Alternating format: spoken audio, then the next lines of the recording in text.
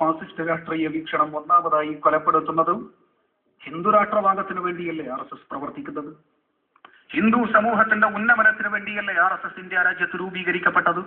ആ RSS ആദ്യമായി കൊലപ്പെടുത്തുന്നത് ആരെയാണ്? സനാതന ഹിന്ദുവായ മഹാനായ ഗാന്ധിയെ അല്ലേ? സനാതന ഹിന്ദുവായ താൻ സ്വയം ഹിന്ദുവാണ് എന്നും താൻ ജാതീയതയിൽ പോലും വിശ്വസിക്കുന്നുവെന്നും അടിയുറച്ച് പ്രഖ്യാപിച്ച ഹിന്ദു വേദഗ്രന്ഥങ്ങളെ മുഴുവൻ താൻ ദൃഢമായി വിശ്വസിക്കുന്നു എന്ന് പലപ്പോഴും പ്രഖ്യാപിച്ചിട്ടുള്ള മഹാനായ ഗാന്ധിജിയെ കൊലപ്പെടുത്തിക്കൊണ്ടാണ് RSSകാർ ഇന്ത്യ രാജ്യത്ത് തങ്ങളുടെ അരങ്ങേറ്റത്തിന് ആരംഭം കുറിക്കുന്നത്. ഇവിടെ ഹിന്ദുമത വിശ്വാസിയായ ഗാന്ധിജിയെ ഇവർ കൊലപ്പെടുത്തുന്നു. ഇതിൽ നിന്ന് ആധുനിക ഇന്ത്യയെ സംബന്ധിച്ചിടത്തോളം ഫാസിസ്റ്റുകൾക്ക് മതവുമായി അടിസ്ഥാനപരമായി യാതൊരു ബന്ധവുമില്ല എന്നതിന്റെ ഏറ്റവും ഉത്തമമായ ഉദാഹരണമാണ് മഹാനായ ഗാന്ധിയുടെ കൊലപാതകം. ഗാന്ധിജിയുടെ വിരിമാറിലേക്ക് വെടിയുണ്ട ഉതിർത്തുവിടാൻ വേണ്ടി നാഥുറാം വിനായക് ഗോഡ്സെ എന്ന RSSകാരന്റെ തലതിരിഞ്ഞ ദേശീയ ബോധത്തിന്റെ ബലിയാടായി ബിർള മന്ദിരത്തിന് മുന്നിൽ വെച്ച് മഹാനായ ഗാന്ധിയുടെ വിരിമാറിലേക്ക് വെടിയുണ്ടകൾ ഉതിർത്തുവിടുമ്പോ നാഥുറാം വിനായക് ഗോഡ്സെ ഉച്ചരിച്ച ഒരു മന്ത്രധ്വനി ഉണ്ടായിരുന്നു. ഹേ റാം എന്ന് വിളിച്ചുകൊണ്ടാണ് അദ്ദേഹം ഗാന്ധിജിയുടെ വിരിമാറിലേക്ക് വെടിയുണ്ടകൾ ഉതിർത്തുവിട്ടത് എങ്കിൽ ആ വെടിയുണ്ട ഹൃദയഭിത്തികളിൽ ഏറ്റുവാങ്ങി ഭാരതമാതാവിന്റെ പൂമുഖം ചുംബിച്ചുകൊണ്ട് മഹാനായ ഗാന്ധി ഈ ലോകത്തിൽ നിന്ന് വിട പറയുമ്പോ അദ്ദേഹം അവസാനമായി ഉച്ചരിച്ച ഒരു മന്ത്രധ്വനി ഉണ്ടായിരുന്നു. ഹേ റാം എന്ന് വിളിച്ചുകൊണ്ടാണ് മഹാനായ ഗാന്ധി ഈ ലോകത്തിൽ നിന്ന് വിട പറയുന്നത്. ഇതിൽ നിന്ന് നമ്മൾ എന്ത് മനസ്സിലാക്കണം? ഗാന്ധിജിയെ കൊല്ലാൻ വന്ന ഗോഡ്സെ ഉച്ചരിക്കുന്നു ഹേ റാം എന്ന് വിളിച്ചുകൊണ്ട് ഗാന്ധിജിയെ വെടിവെക്കുന്നു. ഗാന്ധിജി ആ വെടിവിണ്ട ഏറ്റുവാങ്ങി ഹേ റാം എന്ന് പറഞ്ഞുകൊണ്ട് ഗാന്ധിജി മരിച്ചു വീഴുന്നു.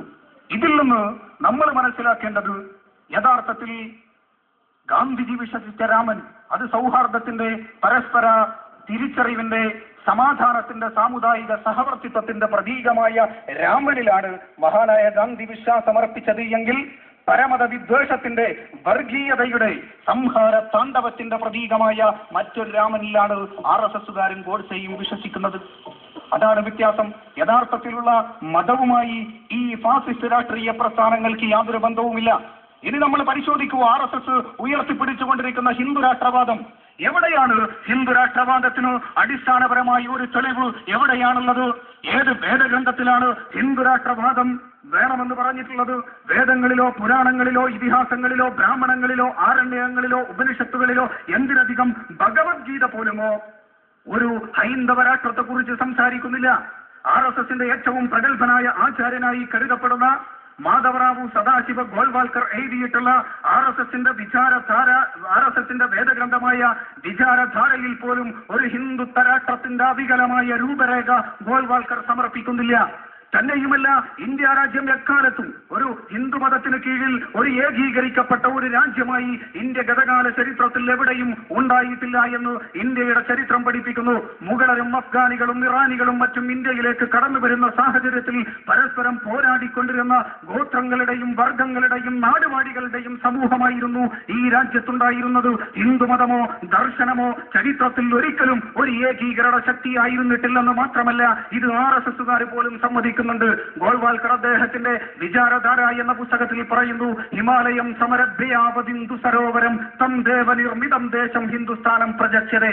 അഥവാ ദേവന്മാരാൽ സൃഷ്ടിക്കപ്പെട്ടതും ഹിന്ദു സരോവരം അഥവാ ദക്ഷിണ സമുദ്രം മുതൽ ഹിമാലയം വരെ വ്യാപിച്ചു കിടക്കുന്നതുമായ ഒരു പ്രദേശത്തെയാണ് ഹിന്ദു എന്ന് വിളിക്കുന്നത്, അല്ലാതെ ഒരു മതത്തെയല്ല. ഭാരതീയ യൗവനത്തിന്റെ പ്രതീകമായ മഹാനായ സ്വാമി വിവേകാനന്ദൻ അദ്ദേഹം ഹിന്ദുമതത്തെ നിർവചിച്ചത് ഇന്ത്യ രാജ്യത്ത് ആരൊക്കെ വളരുകയും ജനിക്കുകയും വളരുകയും ചെയ്യുന്നുവോ അവരൊക്കെ ഹിന്ദുക്കളാണ്. മറ്റൊരു ഹിന്ദു തീവ്രവാദിയായ ദാമോദര സവർക്കർ അദ്ദേഹത്തിന്റെ ഹിന്ദുത്വ എന്ന പുസ്തകത്തിൽ ഹിന്ദുമതത്തെ നിർവചിച്ചിരിക്കുന്നത് ആ സിന്ധു സിന്ധു പര്യന്തായ ഭാരത ഭൂമിക പിതൃഭൂ പുണ്യഭൂശ്ചൈവ സവൈ ഹിന്ദുരിതി സ്മൃത എന്ന് പറഞ്ഞുകൊണ്ടാണ്. അഥവാ ഈ ഭാരത ഭൂമിയെ പിതൃഭൂമിയായും പുണ്യഭൂമിയായും കരുതി ബഹുമാനിക്കുന്നവർ ആരോ അവരൊക്കെ ഹിന്ദു. ഈ അർത്ഥത്തിൽ ഇവിടെയുള്ള മുസ്ലിങ്ങളും ക്രിസ്ത്യാനികളും മതമുള്ളവനും ഇല്ലാത്തവനുമൊക്കെ ഹിന്ദുക്കളാണ്, നാം ഇന്ത്യക്കാർ എന്ന അർത്ഥത്തിൽ.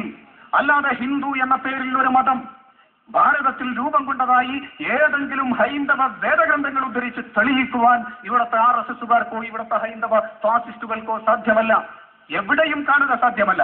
അതുപോലെ തന്നെ മറ്റു മതങ്ങൾക്കെതിരെ RSSന്റെ പടയിരുത്തം ഇന്നോ ഇന്നലെയോ തുടങ്ങിയതല്ല.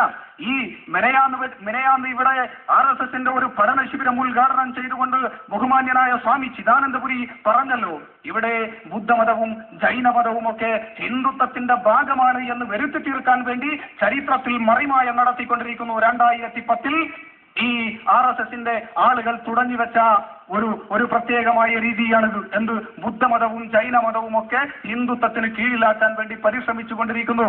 പക്ഷേ ഇവിടെയുള്ള RSSകാരൻ നേതൃത്വം നൽകുന്ന ആളുകൾ ചരിത്രം പഠിക്കണം. ഇന്ത്യ രാജ്യത്ത് നിന്ന് ജീവിച്ചിരിക്കുന്ന ഏറ്റവും പ്രഗത്ഭയായ ചരിത്ര പണ്ഡിത പ്രൊഫസർ റമീള താപ്പർ അവര് പറയുന്നു, ബുദ്ധമതത്തെയും ജൈനമതത്തെയും ഇന്ത്യ രാജ്യത്ത് നിന്ന് ആട്ടിയോടിച്ചത് ഇവിടുത്തെ സവർണ ഹിന്ദു തീവ്രവാദികളായിരുന്നു.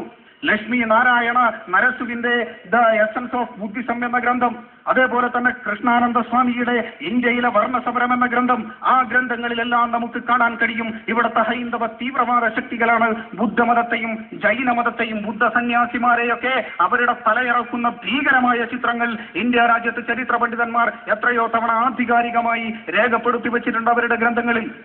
ഇങ്ങനെ ഇവിടെ പരമത വിദ്വേഷത്തിന്റെ മാലിന്യം പ്രസരിപ്പിക്കുന്ന ആശയങ്ങളുമായി കടന്നു വന്ന RSSന്റെ ആളുകൾക്ക് ഇവിടെ ഹിന്ദുമതവുമായി യാതൊരു ബന്ധവുമില്ല. ഹിന്ദുമതവുമായി യാതൊരു ബന്ധവും RSSന്റെ ഈ ഫാസിസ്റ്റ് രാഷ്ട്രീയത്തിനില്ല. അതുപോലെ തന്നെ RSS ഇന്ത്യ രാജ്യത്ത് കാട്ടിക്കൂട്ടിക്കൊണ്ടിരിക്കുന്ന ആക്രമണങ്ങൾ, ഏറ്റവും പുതിയ സംസൗദ എക്സ്പ്രസ് സ്ഫോടനം, അജ്മീർ ഖാജ മുഈനുദ്ദീൻ ചിശ്തിയുടെ ദർഗത്ത് സമീപം, ആ പള്ളിക്ക് സമീപം ഇവര് വെച്ച ബോംബാക്രമണം, മാലേഗാവിൽ സൈന്യത്തെ പോലും ദുരുപയോഗപ്പെടുത്തിക്കൊണ്ട് സന്യാസിനിമാർ പോലും ബോംബ് വെക്കുന്ന രീതിയിലേക്ക് കേരളത്തിലെ ഇന്ത്യ രാജ്യത്തെ ഹൈന്ദവ തീവ്രവാദത്തെ നിഷ്കളങ്കരായ ആളുകളെ മസ്തിഷ്ക പ്രക്ഷാളനം നടത്തുന്ന ഭീകരമായ ഒരവസ്ഥയിലേക്ക് ഇവർ എത്തിപ്പെട്ടിരിക്കുന്നു. എന്തേ കാരണം? അധികാരത്തിന് വേണ്ടി. എന്നാൽ അടിസ്ഥാനപരമായി ഈ RSSന് നേതൃത്വം നൽകുന്ന ആളുകൾക്ക് ഹിന്ദുമതവുമായി ഏതെങ്കിലും രീതിയിൽ ബന്ധമുണ്ട് എന്ന് തെളിയിക്കാൻ കഴിയുമോ? ഇപ്പൊ ഇന്ത്യ രാജ്യത്ത് വർഗീയ കലാപങ്ങൾ സൃഷ്ടിക്കാൻ വേണ്ടി, സാമുദായിക ധ്രുവീകരണങ്ങൾ നടത്താൻ വേണ്ടി LK അദ്വാനിയുടെ നേതൃത്വത്തിൽ നടന്ന ഒരു രഥയാത്രയുണ്ടായിരുന്നു. ആ രഥയാത്രയിൽ ഇന്ത്യ രാജ്യത്ത് എമ്പാടുമുള്ള നിഷ്കളങ്കരായ, അവർക്കറിയില്ല RSSന്റെ കാപട്യമാർന്ന മുഖാവരണത്തെക്കുറിച്ച് കൃത്യമായി അവബോധമില്ലാതെ RSSൽ പെട്ടുപോയ എത്രയോ നിഷ്കളങ്കരായ ആളുകൾ അവർ അദ്വാനിയുടെ രഥയാത്രയ്ക്ക് ഏർപ്പെടുത്തിയ സ്വീകരണത്തിൽ ഒരു നേരത്തെ ആഹാരം കഴിച്ച് മിച്ചമുള്ളത് ബാക്കി വെച്ചുകൊണ്ട് അവർ രാമന്റെ സ്വർണ്ണ വിഗ്രഹവും വെള്ളി വിഗ്രഹവും ഉണ്ടാക്കിയിട്ട് ഈ രഥയാത്രയിൽ സമ്മാനമായി ഈ LK അദ്വാനിക്ക് സമർപ്പിച്ചു. LK അദ്വാനി എന്ത് ചെയ്തു? പവിത്രമായി ഹിന്ദു സഹോദരന്മാർ കണക്കാക്കുന്ന ഈ ലോഹവിഗ്രഹങ്ങൾ മുഴുവൻ LK അദ്വാനി എന്ത് ചെയ്തു എന്നറിയുമോ? അദ്ദേഹം അത് വീട്ടുപകരണങ്ങളാക്കി മാറ്റി. അങ്ങനെ ഇന്ത്യ രാജ്യത്ത് അത് വലിയ വിവാദമായ ഘട്ടത്തിലാണ് ലിബർഹാൻ കമ്മീഷന് മുമ്പാകെ അദ്വാനിയുടെ മകളുടെ ഭാര്യ പ്രത്യക്ഷപ്പെടുന്നത്. എന്നിട്ട് അവർ മൊഴി കൊടുത്തു. അദ്വാനി അടിസ്ഥാനപരമായി ദൈവവിശ്വാസിയല്ലെന്ന് പറഞ്ഞു. ഹിന്ദു രാജ്യത്തിന് വേണ്ടി ചന്ദ്രഹാസമിളക്കുന്ന ഈ അദ്വാനിയുടെ വീട്ടിൽ ഒരു പൂജാമുറി പോലുമില്ല എന്ന് ലിബർഹാൻ കമ്മീഷന് മുമ്പാകെ അദ്വാനിയുടെ മകളുടെ ഭാര്യ മൊഴി കൊടുത്തു. ഈ രീതിയിൽ അടിസ്ഥാനപരമായി ഇവർക്ക് ദൈവവിശ്വാസമില്ല. ഉണ്ടായിരുന്നുവെങ്കിൽ ബാബരി മസ്ജിദ് ഒരിക്കലും ഉണ്ടാകുമായിരുന്നില്ല. ഏതായിരുന്നു പ്രിയപ്പെട്ടവരെ ബാബരി മസ്ജിദിന്റെ ചരിത്രം? ശ്രീരാമന്റെ ചരിത്രം നമ്മൾ പഠിക്കണം.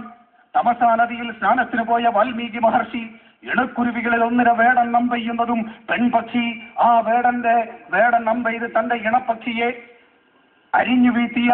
അമ്പെയ്ത് വീഴ്ത്തിയ ആ നിസ്സഹായാവസ്ഥയിൽ വിറങ്ങലിച്ച് പെൺപക്ഷി തലതല്ലി കരയുന്നതും കണ്ട് ദുഃഖാർത്ഥനായിക്കൊണ്ട് ആ കാട്ടാളന് നേരെ കൈവിരൽ ചൂണ്ടി മാനിഷാദ പ്രതിഷ്ഠാന്തമഗമ ശാശ്വതി സമായത് ക്രൗഞ്ചമിതുര ദേഹമവധി കാമമോഹിതം. അരുത് കാട്ടാള, ക്രൗഞ്ചമിതുരങ്ങളിൽ കാമമോഹിതയായ ഒന്നിനെ വധിച്ച നീ ഇനി ഏറെക്കാലം ജീവിക്കാതിരിക്കട്ടെ എന്ന് പറഞ്ഞു ഒരു പക്ഷിക്കുഞ്ഞിന്റെ ജീവൻ പോലും പവിത്രമാണെന്ന് കരുതി അങ്ങനെ ഇതിഹാസം രചിച്ച ദശരഥ മഹാരാജാവ് രചിച്ച രാമായണം എന്ന ഇതിഹാസത്തിലെ കേന്ദ്ര കഥാപാത്രമായ ശ്രീരാമന്റെ പേരിൽ ഇവിടുത്തെ മുസ്ലിങ്ങൾക്കെതിരെയുള്ള പടപ്പുറപ്പാടിന് ആഹ്വാനം നടത്തിക്കൊണ്ട് ബാബരി മസ്ജിദ് പോലുള്ള വിഷയങ്ങൾ കുത്തിപ്പൊക്കുകയും രാജ്യത്ത് അനവധി വർഗീയ കലാപങ്ങൾക്ക് നേതൃത്വം നൽകുകയും ചെയ്ത ഹൈന്ദവ തീവ്രവാദ ശക്തികൾക്ക് ഇവിടുത്തെ ഹിന്ദുമതവുമായി എന്ത് ബന്ധമാണുള്ളത് എന്ന് ആത്മപരിശോധന നടത്താൻ അടിസ്ഥാനപരമായി നമ്മൾ തയ്യാറാകണം.